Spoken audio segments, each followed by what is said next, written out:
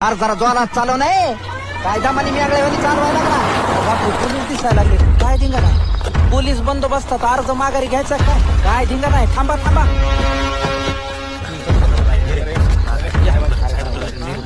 काय झालं साहेब तुमच्याबद्दल अशी तक्रार आली की नारायण वाघांवर तुम्ही दबाव आणून त्यांना माघार घ्यायला लावताय. तक्रार तुम्ही नारायणलाच प्रत्यक्ष विचारा ना. अरे नारायण तू इथे तुझ्या मर्जीने आला की नाही सांग.